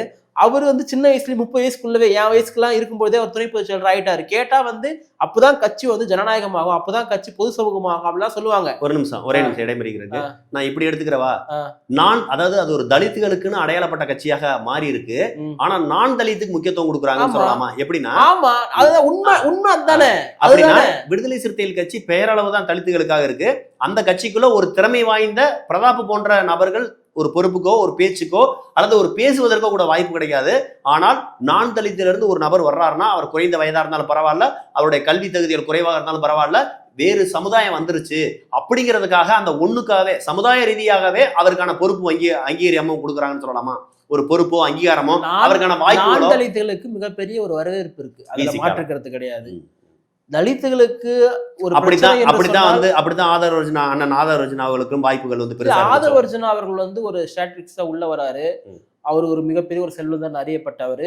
அவர் வந்து கட்சிக்கு தேவைப்படக்கூடிய ஒரு நபரா தான் அன்றைக்கு இருந்தார். நான் அதெல்லாம் மாற்றுக்கிறதுலாம் சொல்ல. ஏன்னா பொருளாதார ரீதியாக ஏன் இருக்கக்கூடாது, கட்சிக்கு நான் சொல்றேன் பொருளாதார ரீதியாக நீங்க சொல்லணும். பொருளாதார ரீதியாகவும் சப்போர்ட்டா இருக்கலாம். அவருடைய அந்த தேர்தல் வியூகம் இருக்குல்ல, அதுவுமே சப்போர்ட், அவருடைய நிறுவனம் சப்போர்ட், அவருக்கு துணை சமுதாயம் சப்போர்ட், அவருடைய துணை பொதுச் செயலாளர் வந்து கொடுத்தது வந்து நானே விமர்சனம் பண்ணி எழுதணும் தான், நான் இல்லெல்லாம் சொல்லலாம். ஆனா ஒரு கட்டத்துக்கு எனக்கே சில புரிதல் வரும் பொழுது இல்ல அப்படிப்பட்ட நபர்கள் வந்து கட்சிக்கு தேவைதான் அப்படின்றத உணர்ந்தேன். முதல்ல எனக்குமே ஒரு கோவம் வந்துச்சு, என்னடா இது தலித்துகள கட்சின்னு சொல்லிட்டு ஒரு நான் தலித்து இருந்தா உடனே கொடுத்துருங்களேன்றப்போ அப்புறம் கொஞ்சம் இருக்கு நான் முடிச்சிடறேன். அப்புறம் கொஞ்சம் யோசிக்கும் பொழுது கட்சின்றது விசிக கட்சி ஒன்றும் பெரிய பணக்காரங்க கட்சி கிடையாது, பண்ணையாளர்கள் கட்சி கிடையாது, இது ஒடுக்கப்பட்ட மக்களுக்கான கட்சி. அப்போ அவங்களுக்கு பொருளாதாரம் தேவை. அதுக்கு ஒரு நபர் சின்ன அளவு கான்ட்ரிபியூட் பண்ண கூட தப்பு கிடையாது. அவருடைய தேர்தல் வியூகமும் இங்க தேவைப்படுதுன்னு தலைவரை நம்பும் பொழுது ஓகே, அவருடைய நோக்கம் அவர் கொடுத்த பொறுப்புன்றது சரிதான் சொல்லிட்டு நம்பினேன். ஆனா அதுக்காக எதுக்கு எடுத்தாலும் ஒரு மேடையில பேசுறதுக்குள்ள ஒரு நாள் தலித்து வந்தாலும் அவங்களுக்கு மேடை ஏற்று விடுறது, ஒரு ஒரு இஷ்யூ ஒண்ணு நடக்குது. அப்பதான் கட்சியில சேர்ந்து ஒரு மாசம் கூட அவ்வளவு ஒருத்தர் அவர் வந்து தலைவர்கிற மேடையில வந்து எழுந்து பேசுறாரு, நான் திருமாவுடைய வாரிசுடா வளர்ப்புடா அப்படின்னு சொல்லிட்டுலாம் பேசும்பொழுது அப்ப எனக்கு ஒரு ஆசை வரும்ல, நம்ம கூட போய் சேர்ந்தா கட்சி. எனக்கு இந்த ஒரு ஆசையை வந்து பதவி ஆசை அப்படின்னு சொல்றதெல்லாம் நான் அயோக்கியத்தனமான பேச்சா நான் பாக்குறேன். ஏன்டானா ஒரு சின்ன பையன் ஒருத்தன் ஒரு மேடையில ஏறி பேசணும்னு நினைக்கிறப்ப நான் தான் சொன்னேன், நீங்க கேட்ட ஆரம்பத்துல என்னுடைய ஆசை என்ன தெரியுமான, எனக்கு பெரிய மினிஸ்டர் ஆயிடணும், அப்படியே முதலமைச்சர் ஆயிடணும் அப்படிலாம் நான் சொல்ல வரல. எனக்கு ஆமா அம்பேத்கருடைய அரசியலை நல்லா பேசணும், மேடை போட்டு பேசணும், நம்ம அம்பேத்கர் அரசியல் பேசணும், இதான் என் ஆசை. அப்படி களத்துக்கு போக மாட்டேன். நான் களத்துக்கு போறேன்னு சொல்லி எத்தனை பேருக்கு தெரியும்? நான் இன்னைக்கு வாய்ஸ் ஆஃப் தமிழ் மீடியா இன்னைக்கு இருக்கு. இந்த மீடியாவை நீங்க எடுத்து பார்த்தீங்கன்னா பல பிரச்சனைகளை இன்னும் டீப்பா சொல்ல போனா பட்டியல் சமூக மக்களுக்கான குரலை தான் நான் பதிவு பண்ணியிருக்கேன். மாற்றுக்கிறதுலாம் கிடையாது. நீங்க 2 நாளுக்கு முன்னாடி கூட பாத்தீங்கன்னா இங்க சென்னையில வந்து ரிப்பன் பில்டிங் ஆண்ட போராட்டம் பண்ணக்கூடிய தூய்மை பணியாளருடைய பிரச்சனை போய் நான் களத்துல போயிட்டு ரிப்போர்ட் பண்ணாது. எத்தனை பேர் பண்ணாங்கன்னு தெரியல. ஈவன் தீசிகாவுடைய மேடையில வந்து வாய்ப்பு கொடுக்குற எத்தனை யூடியூபர்ஸ் இவங்க சொல்றாங்கல்ல, யூடியூபருக்கு தூக்கி கொடுத்துணுமா சொல்லிட்டு அதே பல யூடியூபர்களுக்கு தான் இவங்க தூக்கி மேடை வாய்ப்பு கொடுக்குறாங்க. அது என்னுடைய ஒரு விமர்சனமா வைக்கிறேன், அதை நான் குற்றச்சாட்டு கூட வைக்கிறேன். ஏன்னா எனக்குலாம் அதுல மிகப்பெரிய ஒரு கோபம் இருக்கு. ஏன்னா என்ன விட்டுருங்க, நான் கூட வந்து பல பேர் பேட்டி எடுக்கிறேன், நிறைய விஷயத்த வந்து அட்ரஸ் பண்றேன், என் சேனல்ல சில என்டர்டைன்மெண்ட் வீடியோஸும் நான் போறேன், அதெல்லாம் இல்லைன்னு சொல்லல. ஆனா பல பேர் இருக்கிறாங்க, சில பேர்லாம் அவங்க எல்லாம் பாத்தீங்கன்னா 24 மணி நேரம் அவங்க நோக்கமே என்னன்னா கட்சிக்காகவும் தலைவருக்காகவும் பேசுறவங்க தான். அப்படி நிறைய சேனல் இருக்குது, ஆனா அவங்களுக்குலாம் வாய்ப்பு கொடுக்கல. அது ஒரு விமர்சனமா இல்ல ஒரு குற்றச்சாட்டை வைக்கிறதுனால இது நீங்க நான் கட்சியை பத்தி விமர்சனம் பண்ணா என்னால இந்த விமர்சனம் வேற எந்த விமர்சனம் வைக்க முடியாது. அப்போ அந்த வாய்ப்பை வந்து கொடுக்கல அப்படின்றப்ப தலைவர் அது கட்சியும் தலைமையோரும் இதுக்கப்புறம் கொஞ்சமாவது அந்த ஒரு அடாப்ட்குள்ள வரணும்னு நினைக்கிறேன். யாரு தலைவர் அவர்களையா? தலைவர் நான் பேட்டி எடுத்திருக்கேன், பேசியிருக்கேன். எனக்கு தலைவர் வந்து எப்பவுமே நான் தலைவர்ன்ற வார்த்தையே தேசிய தலைவர் நான் வந்து அண்ணன் தலைவர் திருமா அவர்களை நான் இன்னைக்கும் அப்படிதான் சொல்லுவேன். நான் அப்படிலாம் அவரை நீங்க பாத்திருக்கீங்களா? நான் தான் சொல்றேன், பார்த்திருக்கேன், பேசியிருக்கேன். இருங்கண்ணே தெரிஞ்சுக்கிறேன், நான் இருங்க. நான் வந்து 2021லயே 1 hour நான் பேட்டி எடுத்திருக்கேன் அவரை. சரி, நான் கேட்கறது ஒரு கட்சியில நீங்க நம்பி போனது அண்ணன் திருமா அவர்களை. ஆமா, நீங்க போனது அங்க நிறைவேறல. ஆமா, நிறைவேறலன்னு சொல்றதுக்கு நீங்க அஜெண்டாவோட போகல, ஒரு இயல்பான ஒரு எதிர்பார்ப்பு. ஒரு பட்டியல் சமுதாயத்திற்கான கட்சியில நான் போனால் என் சமுதாயம் சார்ந்து இன்னைக்கு இருக்கக்கூடிய பிரச்சனைகள் என்ன, இந்த பிரச்சனைகளுக்கெல்லாம் அம்பேத்கர் இருந்திருந்தால் எப்படியெல்லாம் குரல் கொடுத்திருப்பார், நாம ஏன் அம்பேத்கரின் பாதையில் போகணும் அப்படிங்கிறத மனசார பேசணும். இந்த வெளிநாடுகளை சொல்லுவோம்ல, தமிழ்காரங்களே காணப்பா வாய்க்கு ருசியா தமிழ் பேச முடியல, அது மாதிரி நீங்க வாய்க்கு ருசியா அம்பேத்கரிசம் பேசணும். என் சமுதாய மக்கள் முன்னாடி என்னுடைய வலியும் வேதனையும் ரத்தமும் சதையுமா இருக்கக்கூடிய என் மக்கள்கிட்ட நான் உறக்க குரல்ல பேசணும்னு நீங்க ஆசைப்பட்டீங்க. அந்த வாய்ப்பு உங்களுக்கு கிடைக்கல. இதை அந்த கட்சியினுடைய தலைவர், அது இன்னும் சொல்லணும்னா உங்களுடைய தலைவர் அண்ணன், எங்களுடைய அண்ணன் திருமாவளவன்ட்ட நீங்க போய் முறையிட்டீங்களா? இந்த தகவலை நான் என்ன கேட்கிறேன்னா, அந்த விஷயம் ஒருவேளை உங்களை மாதிரி நிறைய பேர் இன்னும் புதிதாக வந்துட்டு ஏக்கத்தோட வெளியில போகாம இருக்கிறது நான் தலைவர்கிட்ட போய் முறையிடல. ஏன்டானா நான் தான் சொல்றேன்ல, பிரதாப்புக்கு மேடை போட்டு கொடுக்கறது தலைவருடைய வேலை கிடையாது. பிரதாப் மாதிரியான ஆட்கள் பூரா வெளியேறிட்டாக்க அவருக்கு மேடை இருந்து என்ன பிரயோஜனம்? ஆளே இல்லாத மேடையில அப்படி ஆகக்கூடாதுன்னு நினைக்கிறேன். நான் கேட்கறது நான் ஒரு நிமிஷம் ஒரே நிமிஷம் ரைட் எனக்கு புரியுது. உங்களுக்கான பிரச்சனை இருக்கு, ஒரு நிமிஷம் இருக்கு. உங்களுக்கான இப்ப எனக்கான பிரச்சனை இருக்கு. நான் எனக்கான பிரச்சனை எங்க அண்ணன் சீமான்ட்ட தான் பேசணும். ஏன்னா அவரை நம்பித்தான் அந்த இயக்கத்துக்கு வரேன், அந்த கட்சிக்கு வரேன், உழைக்கிறேன். இன்னைக்கும் நீங்க நாம் தமிழர் கட்சியில ஒரு மேடை, அந்த மேடையில சீமானை பேச போறாருன்னா அங்க ஒரு வரைமுறை இருக்கும். சீமானனுக்கு முன்னாடி யார் யார் பேசணும், அவங்க அதுல மாநில பொறுப்பாளர்கள், மாநில கொள்கை செயலாளர்கள், அது பேச்சாளர்கள், அந்த ஒரு பட்டியல். அதுபோகத்துக்கு உள்ளூர் பேச்சாளர்கள் மாலை 4 மணி 5 மணில இருந்து பேச ஆரம்பிச்சிருவாங்க. அண்ணன் சீமான் மேடைக்கு வருவதற்கு ஒரு 6 மணினா, இன்னைக்கெல்லாம் பாத்தீங்கன்னா 7 மணி ஆயிரம் இருட்டாது. 7 மணிக்கு வராருன்னா 7 மணிக்கு முன்னாடி குறைந்தபட்சம் 20 பேருனாச்சும் அந்த மாவட்டத்தை சேர்ந்தவர்கள், அந்த தொகுதியை சார்ந்தவர்கள், பக்கத்து மாவட்டத்தை சேர்ந்தவர்கள் எல்லாருமே பேசிக்கிட்டே இருப்பாங்க. இதுல ஆரம்ப காலகட்டத்துல இசை கச்சேரிகள், பறை இசை அடிக்கிறது, கரகாட்டம், மயிலாட்டம், ஒயிலாட்டம், இந்த மாதிரியான அதுபோகத்துக்கு உள்ளூருக்குள்ளே ஒரு திறமை வாய்ந்த நபர், அதாவது சிலம்பத்துல திறமை வாய்ந்த நபர்கள் இருப்பாங்க, கட்சிக்காரவங்களுடைய பிள்ளைகள் இருப்பாங்க, அவங்களுடைய தனித்திறன் இதெல்லாம் மேடையில நடந்துகிட்டே இருக்கும். அதுக்கப்புறம் பேச ஆரம்பிச்சதுக்கு அப்புறம், உறுதிமொழி எடுத்து பேச ஆரம்பிச்சதுக்கு அப்புறம், முழுமையாக கட்சியில இருக்கக்கூடிய பேச விருப்பப்படுற லோக்கல் பொறுப்பாளர் சொல்லக்கூடிய உள்ளூர் பொறுப்பாளர்கள் எல்லாருமே பேசுவாங்க. அது புதுசா வர்றவன், வராதவன், ஒரு நிமிஷம் பேச தெரிஞ்சவன், பேசி பழகுறவன் எல்லா பேரும் பேசுவாங்க. இல்ல நான் என்ன கேக்குறேன், ஏன் இது மாதிரியான ஒரு வாய்ப்பு? நான் என்ன கேக்குறேன், அந்த மேடையில உச்சபட்ச பேச்சாளரா நீங்க பேச வேண்டாம், ஆரம்பத்துல கூட உங்களை பேச அனுமதிச்சிருக்கலாமே. நான் என்ன கேக்குறேன், நீங்க பேசிட்டீங்கன்னா உங்களுடைய பேச்சின் மூலமாக நீங்கள் மக்களுக்கிட்ட அறியப்படுற நபரா மாறிடுவீங்க. உங்களுக்கு என்று ஒரு பட்டாளம் உருவாயிரும். பிரதாப பேச வைங்கன்னு எல்லாரும் சொல்லிடுவாங்கன்றதுக்காக உங்களை ஆரம்பத்துல இருந்தே கத்திரிச்சு விடுறாங்களா, தவிர்க்கிறாங்களா, வெட்டி விடுறாங்களா? அதுதான் கேக்குறேன். ஏன்னா நாம் தமிழர் கட்சியில இருக்கக்கூடிய ஜனநாயகம் என்பது இதற்கு மூத்த கட்சியான விடுதலை சிறுத்தைகள் கட்சியில இருக்கும்னு நாங்க எதிர்பார்க்கறாங்க, வெளியில இருந்தா பாக்குறோம். அது நீங்க சொல்லும் போது இல்லையோ, ஒரு குறிப்பிட்ட நபர்கள் தான் மைக்கியை தொட முடியுமோ அப்படின்னா இது ஒரு பண்ணையார் முறை தானே? ஆமா, இது ஒரு தீண்டாமை தானே? இல்ல அது வந்து ஒரு ஈவன் ஆமா, அது உண்மைதான். அது நான் இல்லைன்னு பாருங்களேன். உங்கள்கிட்ட ஒன்று நான் சொல்றேன், எந்த ஒரு மக்களுக்காக, எந்த ஒரு விளிம்பு நிலையில் இருக்கக்கூடிய மக்களுக்கு பாதுகாவலன்னு அறியப்படுற விசிகாவிலே இது இருக்கும்போது பிஜேபியை நம்ம விமர்சிக்க தகுதி இல்லாம போயிடுறோமே. இல்ல நான் அப்படி சொல்லல பிரதாப், நான் சொல்ல வர்றது பிஜேபியோட ஐடியாலஜி வேற, நான் ஐடியாலஜிக்குள்ள வரல. நாம் தமிழர் கட்சியோட ஐடியாலஜி வேற, அதுக்குள்ள வரல. நான் சொல்ல வருவது அங்க இருக்கிற ஒரு ஜனநாயகம் இருக்குல்ல, நீங்க இந்த கட்சியினுடைய ஐடியாலஜி கொள்கையெல்லாம் விட்டுருங்க. நான் சொல்ல வருது அங்க இருக்கக்கூடிய ஒரு இயல்பான கட்டமைப்பு. நீங்க நான் ஏன் யோசிக்கிறேன், நான் என்ன யோசிக்கிறேன், பிரதாப் என்ற ஒரு நபரை சொல்றத நான் ஏற்கிறேன். ஒரு நிமிஷம், பிரதாப் என்ற ஒரு நபரை விடுதலை சிறுத்தைகள் கட்சி பயன்படுத்த தவறிவிட்டதோ? ஏன்னா நான் பார்த்த பிரதாப் விடுதலை சிறுத்தைகள் கட்சியில போயிட்டா விடுதலை சிறுத்தைகள் கட்சிக்கு இன்னொரு மணிபோகடமா எதிர்காலத்துல வந்துருவார். இன்னைக்கு தெரியல உங்களுக்கு, ஏன்னா நம்ம பழகுறதுனால நான் உங்களை பத்தி தெரிஞ்சுக்க முடியுது. ஆனால் எதிர்காலத்துல அவர் எப்படி வருவாரு எனக்கு ஒரு எண்ணம், எனக்கு ஒரு கனவு இருந்துச்சு. நான் என்ன யோசிக்கிறேன், பிரதாப்பை விடுதலை சிறுத்தைகள் கட்சி தவற விட்டது போல இன்னும் எத்தனை பிரதாப்பை இழந்துச்சோ, இன்னும் எத்தனை பிரதாப்பை இலக்க காத்திருக்கோ. ஏன் இதை உங்களுடைய தலைவர், விடுதலை சிறுத்தைகளுடைய கட்சியினுடைய தலைவர் அண்ணன் திருமாவளவன்கிட்ட கொண்டு போய் சேர்க்க தவறிட்டீங்க? இனிமேல் அப்படி ஒரு வாய்ப்பு நீங்க ஏற்படுத்தி கொண்டு போய் சேர்ப்பீர்களா? இதுதான் நம்மளுடைய. இல்ல நான் வந்து கொண்டு போய் தவறிட்டேன்றப்போ நீங்க சொல்லக்கூடிய ஒரு விஷயத்த நான் தெளிவுபடுத்துறேன். நான் தலைவர்கிட்ட போயிட்டு எனக்கு வந்து பேசுறதுக்கு வாய்ப்பு தாங்க, எனக்கு இந்த பொறுப்பு தாங்க அப்படின்லாம் நான் கேட்கல. ஏன்னா எனக்கு அதுக்கு பல விதமான தடங்கல்கள் இருந்து தான் நானே உணர்ந்தேன். அவரை சந்திக்க முடியலையா அவங்களால? அப்படின்னு நம்ம சொல்ல சந்திச்சு இப்படி ஒரு பிரச்சனை எனக்கு இருக்குன்னு, பட் நான் என்ன சொல்றேன், அதை அட்ரஸ் பண்ணதுக்கான தயக்கம் எனக்கு இருந்துச்சு. தயக்கம் எனக்கு இருந்தது. அணுக முடியலையோ? அணுகுவதற்கு எளிமையான இடத்துல அண்ணன் இல்லையோ? அணுகுவதற்கு எளிமையான இடத்திலும் தலைவர் இல்லையா அப்படின்றது வந்து நான் எனக்கு எப்படி சொல்றது, தலைவர் வந்து யாருன்னா சந்திக்கலாம், ஆனா வந்து ஒரு யாருன்னா சந்திக்கலாம் இடத்துல ஏன் பிரதாப் இல்ல? எனக்கு தான் சொல்றேன், அங்க ஒரு ஒரு சின்ன ஒரு படிநிலை அமைப்பு இருக்கிறதா நான் உணர்ந்தேன். ஒரு உணர்ந்தேன்னு வச்சுக்கலாம். நான் ஈவன் நான் சொல்றேன் பாருங்க, நான் வந்து ரொம்ப சின்ன பையன், நான் வந்து ஒரு 40-50 வயசு ஆள் கிடையாது. ஸோ எனக்கு வந்து தயக்கமா இருக்கும், நம்ம போனா எதனா திட்டுவாங்களோ. நம்ம 45 வயசுல நீங்க துணை பொதுச் செயலாளர் ஆகலைன்னா கவலைப்படலாங்க. இல்ல நீங்க இப்ப உங்களுக்கு ஒரு 30 வயசு இருக்குமா? 28ல ஒரு மாணவர் பாசறையில மாநில பொறுப்பாளராக நீங்க இருக்கலாமே. மாநில பாசறை, மாநில மாணவர் பாசறை சார்பாக நீங்க போய் மாணவர் பாசறையுடைய கட்டமைப்பு இருக்கு, மாணவர் பாசறையுடைய கட்டமைப்பு என்ன சீரிய முறையில் மாணவர் பாசறை பொறுப்பாளரே 40 வயசு கிட்ட இருப்பாருன்னு நினைக்கிறேன். நான் என்ன பண்றது? அந்த பொறுப்பாளர் எங்க கட்சியில மாணவர் பாசறை பாத்தீங்களா? தெரியும், எனக்கு வந்து சகோதரி சௌந்தர்யாவே தெரிஞ்சது. நான் பேர் சொல்றேன், சின்ன பொண்ணு தான், எனக்கு தெரிஞ்சவங்க தான். நான் தான் சொல்ல தெரியும். சௌந்தர்யா நீங்க இப்ப சொல்றீங்க, சௌந்தர்யா எனக்கு தெரிஞ்சு ஒரு 8 வருஷத்துக்கு முன்னாடியே மாணவர் பாசறை பொறுப்பாளர். புரியுதுங்களா? இன்னைக்கு நீங்க எடுத்துங்க, எங்க ஊர்ல கோகுல்னு ஒரு மாவட்ட பொறுப்பாளர் இருக்கேன், அவனை கேத்துங்க. கோயம்புத்தூர்ல தம்பி இவன் இருப்பான், டக்குன்னு பேர் வரல, அவங்க அப்பா, அவங்க எங்களுடைய பேட்ச், அவங்க அப்பா வந்து எங்களுடைய பேட்ச் முருகன், அவங்க பையன் வந்து இப்ப அறிவுச்செல்வன்னு நினைக்கிறேன் பேரு, பேரறிவாளன், கரெக்டா சொன்னா தம்பி பேரறிவாளன், அவன் மாணவர் பாசறை. நான் என்ன சொல்ல வர்றேன், அரசியல் என்பது மாணவர் பாசறைக்கும் அரசியல் இருக்கு. அவன் அங்க இருந்தா பயில ஆரம்பிக்கிறான். மாணவர் பாசறை, நாம் தமிழர் கட்சியில மழலையர் பாசறைன்னு ஒண்ணு இருக்கு பிரதாப். மழலையர் பாசறையில பேசக்கூடிய நபர்களையும் சீமானை சந்திப்பாரு, பேசுவாரு. அவர் என்ன பண்ணுவாரு, இப்ப மதுரைக்கு வர்றாரு, எங்கடா இங்க ஒரு அந்த பாப்பா ஒரு 3வது படிச்சுக்கிட்டு இருந்த பாப்பா பேசுமே காணா, கேட்பாரு. நான் சொல்ல வர புரியுதா? நானு சீமானன்ட்ட எனக்கு சீமானுக்கு இருக்கிற விமர்சனம் வேறு, அது தனி. ஆனா நான் ஒப்பீடு பார்க்கையில அது தமிழ்நாட்டில் இல்ல, நீங்க சொல்றது நான் ஷார்ட்டா சொல்றேன் பாருங்க. நீங்க சொல்றதெல்லாம் ரைட் தானே.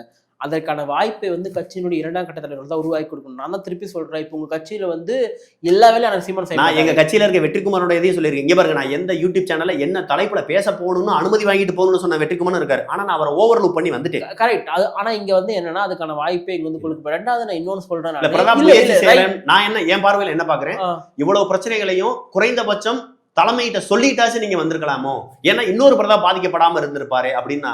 தலைமை கிட்ட பிரதாப் சொன்ன மாறிடா போகுது. இல்ல அப்ப அந்த அளவுக்கு கூட நம்பிக்கையற்ற சூழ்நிலை கிடையாது. எனக்கு என்னன்னா கட்சியில உள்கட்சி ஜனநாயகம் இல்லைங்கிறீங்களா?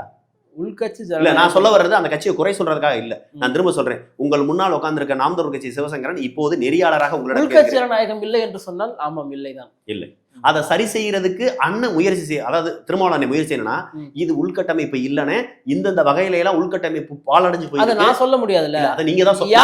நான் ஏன் சொல்ல முடியாதுன்னு சொல்றேன் பாரு. என் கட்சியினுடைய அமைப்பு செயலாளர் இருக்காங்க, என் கட்சியோட துணை பொதுச் செயலாளர் இருக்காங்க, கட்சிக்கு என்று உயர்நிலை குழுன்னு ஒரு குழு இருக்கு. அந்த குழு தான் சொல்லணும். ஆனா என்ன சிக்கல்னா, அந்த குழுல வந்து இருக்கக்கூடிய ஒரு 2-3 பேர் தவிர மீதி பேர் பேசுறது நடக்காது. இதை நான் வெட்ட வெளிச்சமா சொல்றேன், என் மேல விமர்சனம் சொல்ல பரவாயில்ல. ஒரு 2-3 பேர் சொல்றதுதான் கட்சி வந்து செயல்படுத்துதா என்னன்னு சொல்ல தெரியல. நான் ஒரு நாளும் வந்து இதுக்கெல்லாம் காரணம் தலைவர் தான் சொல்ல மாட்டேன். ஏன்னா அவருக்கு பல வேலைகள் இருக்கு. அவரை எத்தனை பேர் வந்து சந்திக்கிறாங்கன்றது அவருக்கே தெரியல. அவ்வளோ பேர் நெருக்கடிக்குள்ள அவர் வந்து இருக்காரு. எத்தனை பேர் சந்திக்கிறாங்கன்றது அவருக்கே தெரியல. அவ்வளோ பேர் சந்திக்கிறாங்க. ஆனா இது எல்லாவற்றையும் தாண்டி தலைவர் அவர்களும் இதுல வந்து கூடுதல் கவனம் செலுத்தணும் அப்படின்றது என்னை போன்ற ஒரு இளைஞருடைய கோரிக்கை. ரெண்டாவது நான் வைக்கிறேன், நீங்க சொல்ற மாதிரி எத்தனை பிரதாப்புகள் காத்திருக்காங்கன்னா, நான் சொல்ற வெளிப்படையா நான் கட்சியில வெளியேறணும்னு என்னால 2-3 நாள் ஃபோன் மேல ஃபோன் போட்டு பிரதாப் நீ எழுதுன்னு பேசுறது எல்லாமே உண்மைதான், எங்க மனசும் அப்படிதான் குபிர்னுக்குன்னு சொல்லிட்டு பேசக்கூடியவங்க கட்சியில பல வருஷமா இருக்கக்கூடியவங்க. நானாவது வந்து ஒரு வருஷத்துல வந்து எனக்கு செட் ஆகல, என்னால பயணிக்க முடியலன்னு சொல்லிட்டு ஒரு அழுத்தம் ஏற்பட்டு வெளியே போயிட்டேன். ஆனா பல பேர் புலம்புனாங்க. ஆனா நான் அவங்க கூட திருப்பி கேட்டேன், ஏன் நீங்க கட்சியோட மாவட்ட செயலராக இருக்கிறீங்க, நீங்க கட்சியோட துணை பொதுச் செயலராக இருக்கிறீங்க, கட்சியோட அமைப்பு செயலராக நீங்க இருக்கிறீங்க, நீங்க போய் தலைவர்கிட்ட சொல்லுங்களேன். ஏன்னா எங்க பிரதாப் சொல்றது அவங்களே தயக்கப்படுறாங்க. புரியுதுங்களா உங்களுக்கு? இந்த தயக்கம் அது ஏன் உருவாகுதுன்னு தெரியல. நம்ம சொன்னா செயல்படுத்த முடியாதோ, நம்ம சொன்னா சரி வராதோ, நம்ம சொல்றதே வேஸ்ட் தான் சொல்லிட்டு நான் நினைக்கிறேன், அவங்க நினைக்கிறாங்க. அப்போ அவங்களுக்கே அப்படின்னா ஒரு வருஷத்துல ஒரு சின்ன பையனா போயிட்டு நீ தலைவர்கிட்ட சொல்லலாம், எனக்கு ஒரு தயக்கம் இருக்குது. நான் தான் சொல்றேன், எனக்கு ஒரு தயக்கம் இருந்துச்சு. உங்களால நல்லா புரிஞ்சுக்க முடியும்னு நினைக்கிறேன். அவங்களாலே சொல்ல முடியலன்றப்போ நான்லாம் ஏமாத்துறோம். அப்ப எனக்கு என்னன்னா, எனக்கு ஒரு கனவு இருக்குது, எனக்கு ஒரு ஆசை இருக்கு. ஒருவேளை பிரதாப் மேடைகள்ல பேச்சு, அந்த மேடைகள்ல பேசும்போது அதை அண்ணன் திருமா வந்து உள்வாங்கி அதனால் ஈர்க்கப்பட்டு தம்பி சூப்பரா பேசுறான்ற முறையில உன்மீது ஒரு தனிப்பட்ட அன்பு பாசமா இருந்து தனிமையில போகையில வரையில எங்கேயோ ஒரு கார்ல போகையில அண்ணனோட போற வாய்ப்பு கிடைச்சு, நான் சொல்றேன் நினைக்கிறேன், அப்படி ஒரு வாய்ப்பு கிடைச்சிருக்கு. அப்படி அதாவது அதுதான் எனக்கு பிரதாப். நான் என்ன சொல்ல வரேன் பிரதாப், விடுதலை சிறுத்தைகள் கட்சி அண்ணன் திருமாவளவன் சொல்லியிருக்காங்க, எனக்கு பிளாஸ்டிக் சேர் போட்டாங்க.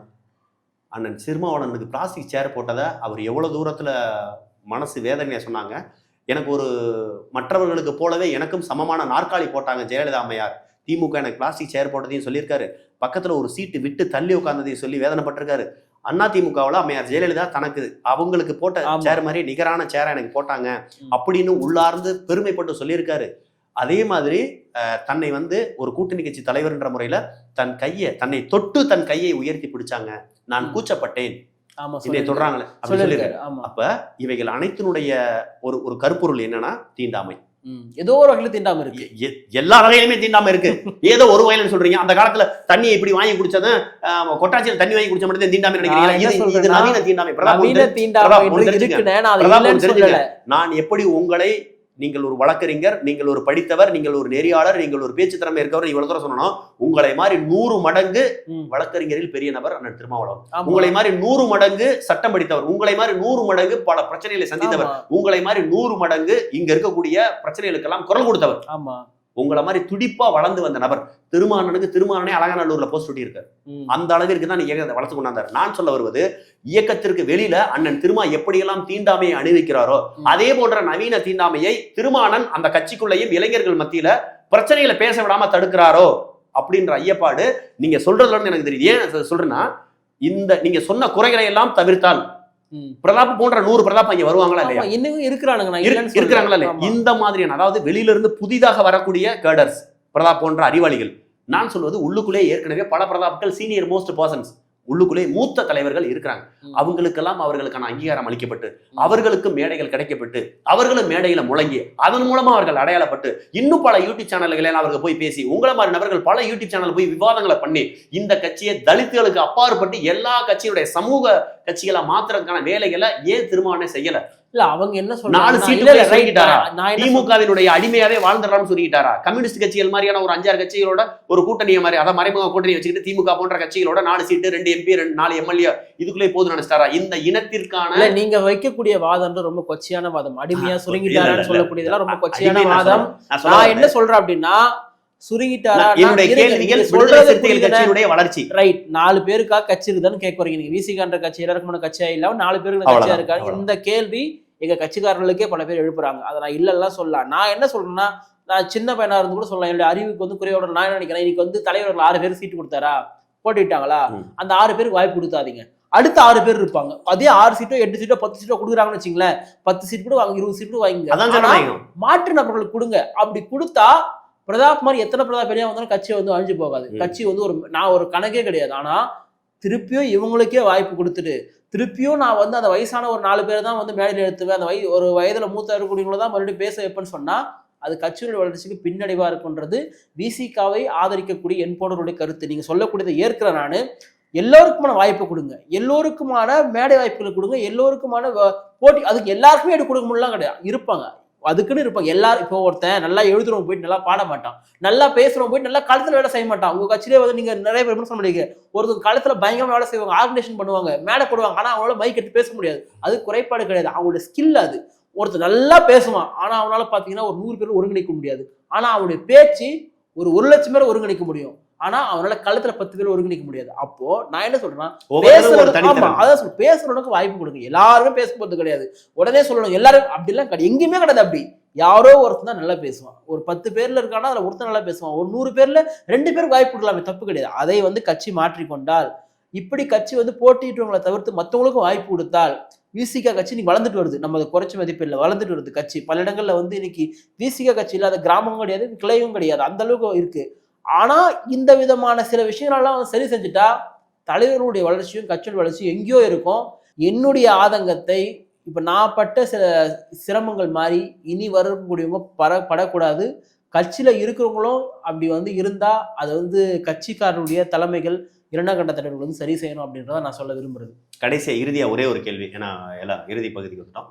நான் உங்கள்கிட்ட வைக்கிற கடைசி கேள்வி, நீங்கள் அண்ணன் திருமாவளவனுக்கு ஒரு பிரதாப்பா இன்னொரு பிரதாப்ப பாதிக்கப்படக்கூடாதுன்னு அண்ணன் திருமாவளவனுக்கு என்னென்ன கோரிக்கை வைக்கிறீங்க கட்சியினுடைய நலன் கருதி மட்டும்? அதே மாதிரி 2ஆம் கட்ட தலைவராக இருக்கக்கூடிய அண்ணன் வன்னியரசு போன்றவர்களுக்கு என்ன கோரிக்கை வைக்கிறீங்க? தலைவர் 2ஆம் கட்ட தலைவர் இவர்களுக்கு பாதிக்கப்பட்ட பிரதாப் மூலமாக பாதிக்கப்பட்டவர் தான், இன்னொரு பிரதாப் பாதிக்கப்படக்கூடாதுன்றதுக்காக வைக்கக்கூடிய நலன் விரும்பி கருத்துக்கள் என்ன? இல்லை, நான் முதல்ல தலைவருக்கு வைக்கக்கூடிய ஒரு வேண்டுகோள், நான் கருத்தா வைக்க வேண்டுகோளா வைக்கிறேன். ஏன்னா அவருக்கு நிறைய பணிகள் இருக்குது. தலைவர் அவர்களுக்கு கட்சியை வளர்க்கணும், கட்சியை அடுத்துக்கிறது கொண்டு போகணும், கூட்டணி நிறைய விஷயங்கள் இருக்கின்றது. ஆனால் அதையும் தாண்டி கட்சியினுடைய சில விஷயங்களையும் பண்ணி, உதாரணத்துக்கு என் கட்சியில் பார்த்தீங்கன்னா பல வருஷமா பொறுப்பே போடாமல் இருக்கிறாங்க. எனக்கு கிடையாது, 3-4 வருஷமா பல பேருக்கு பொறுப்பே போடாமல் இருக்கிறாங்க. அப்போ ஒரு பொறுப்புகளே இல்லாம ஒருத்தங்க எப்படி செயல்பட முடியும்னு ஒன்று இருக்குது. ஈவன் எங்க கட்சிக்கு இது வரைக்கும் பொருளாளரே இல்லை. ஸோ அப்படிப்பட்ட பொருளாளர் முதற்கொண்டு பல மாவட்ட செயலாளர்கள் முதற்கொண்டு பலவற்றை இன்னும் ஒருங்கிணைக்காமல் இருக்காரு. ஸோ ஏன்னா அவர் மக்களுடைய போராட்ட பிரச்சனை இப்படியே போயிடுறாரு. இதுலையுமே தலைவர்கள் கவனம் செலுத்தணுன்றது என்னுடைய ஒரு வேண்டுகோளாக வைக்கிறேன். 2ஆம் கட்ட தலைவர்கள், அதாவது அறியப்பட்டவர்களுக்கு நான் வைக்கக்கூடிய வேண்டுகோள் என்னன்னா, நீங்க பல காலமா பேசிட்டீங்க இல்லையா, இனிமேல் வரக்கூடிய மேடை வாய்ப்புகள், ஊடக வாய்ப்புகளை இளைஞர்களுக்கு கொடுங்க. ஏன்னா அவ்வளோ பேர் ஆசையா இருக்கான், அவ்வளோ பேர் ஆர்வமா இருக்கான்.